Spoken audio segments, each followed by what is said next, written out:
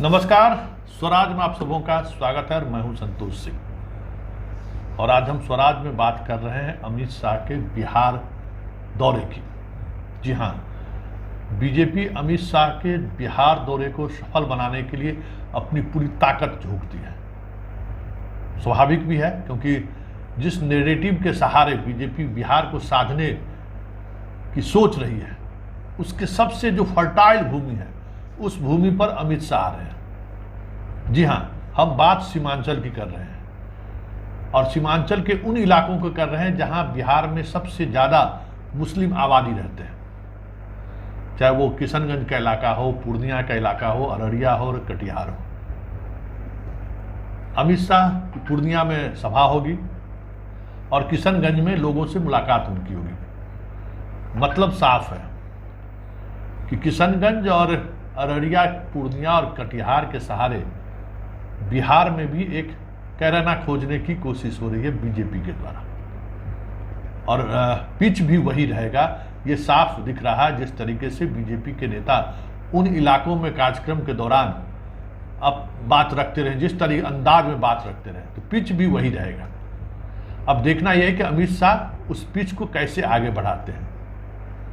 हालांकि संघ और बीजेपी और अखिल भारतीय विद्यार्थी परिषद की हम बात करें तो 1981 से दृष्टिकोण से अगर हम बात करें, उन इलाकों में तो दो भागों में संघ इसलिए बांटा गया था ताकि किशनगंज, अररिया, कटिहार और पूर्णिया के इलाकों पर ज़्यादा फोकस किया जाए।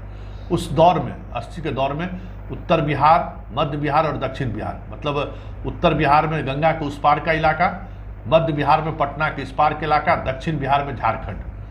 तो संघ उस दौर में, देवव्रत साहब उस वक्त सर संचालक थे, ये निर्णय लिया गया और विद्यार्थी परिषद को, उनका छात्र विंग है, उनको ये जिम्मेवारी दी गई थी कि आप वहाँ हल्ला बोलें। सुशील मोदी, हरेंद्र प्रताप उस दौर में उन इलाकों में काफ़ी प्रभावशाली ढंग से बीजेपी को जमीन तैयार करने की कोशिश की। संघ अपने पूरे ऊर्जावान प्रचारकों को उन इलाकों में बिठाया, लेकिन कोई 2 में यहाँ बहुत बड़ा सम्मेलन हुआ था जिसमें कर्ण सिंह भी आए थे, विश्व हिंदू परिषद ने किया। यह विद्यार्थी परिषद ने बांग्लादेशी घुसपैठ के खिलाफ जो आंदोलन चलाया, ये सबका परिणाम ही हो गया कि घुसपैठियों को लगा कि हम बिहार के अंदर जाएंगे तो हमारे खिलाफ आंदोलन होगा। ठीक है, तो जब जब नीतीश रहे, 2009 में भी नीतीश साथ थे तो वो इन इलाकों में चुनाव उन्होंने जीता। 2014 में जब मोदी लहर था तब भी नीतीश जब उनके साथ नहीं थे तो चुनाव उन इलाकों में अररिया और पूर्णिया वो हार गए, कटिहार भी हार गए, किशनगंज भी हार गए। इस तरीके से वो अकेले अभी तक चुनाव जीतते नहीं आए। 19 में नीतीश उनके साथ थे, वो चुनाव जीते, अररिया भी जीते और किशनगंज तो नहीं जीत पाए, लेकिन अररिया, कटिहार और पूर्णिया तीनों एनडीए के कब्जे में रहा। एक बड़ी चुनौती है और चुनौती यह है कि उस इलाके में अगर यादव वोट की हम बात ना करें, वहाँ नीतीश प्रभावी इसलिए है कि वहाँ जो नीतीश की राजनीति रही, यादव के अत्याचार या यादव के गुंडागर्दी के खिलाफ जो अति पिछड़ा की गोलबंदी उन्होंने की, वो गोलबंदी आज भी मजबूत है और यही वजह है कि वहाँ बीजेपी को पैर जमाना काफ़ी मुश्किल होगा। अररिया के सांसद अति पिछड़ा जरूर है, लेकिन उनकी उस तरीके की पकड़ नहीं है।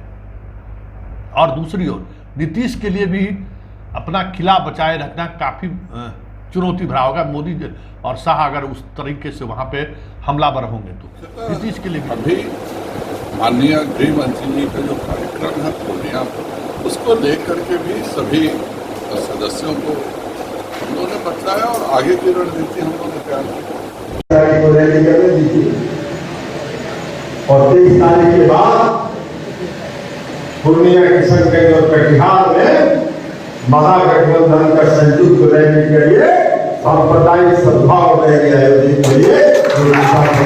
विधानसभा चुनाव में वही वो इलाका है जिस इलाके में चिराग का चिराग नहीं जल सका, मतलब कुछ नहीं चला चिराग का, और 43 सीटों में अधिकांश सीटें उन्हीं इलाकों से वो जीत गया है।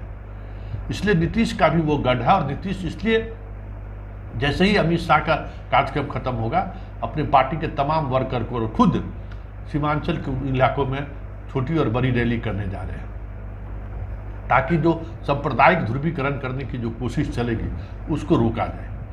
वैसे जिन वर्ग को नीतीश रिप्रेजेंट करते हैं वो अति पिछड़ा वर्ग है, और उसको कम्युनलाइज करना बीजेपी के लिए बहुत ही बड़ी चुनौती होगी, क्योंकि एक तो नेता नहीं है, दूसरा वो वर्ग खेतीहर समाज से आता है, और उस खेतीहर समाज से आने के कारण उनके आपस में सामाजिक ताना बाना इस तरीके का बुना हुआ है जिसमें सेंध लगाना बड़ा मुश्किल है। फिर भी शाह और मोदी की जो जोड़ी रही है वो इस फील्ड में बैटिंग करने में मास्टर्ड रहे हैं। तो अब देखना यह है कि मोदी और शाह की जोड़ी नीतीश के अलग होने के बाद जहां से शुरुआत कर रहे हैं, वो नीतीश का किला है, गढ़ है, उसको किस तरीके से भेजते हैं ये काफ़ी महत्वपूर्ण हो गया। लेकिन इतना तय है कि आने वाले समय में बिहार की राजनीति को उस नैरेटिव पर, जो हिंदू मुस्लिम वाली नैरेटिव है, उस नैरेटिव के सहारे साधने की कोशिश शाह और मोदी की होगी, ये साफ अब दिखने लगा है।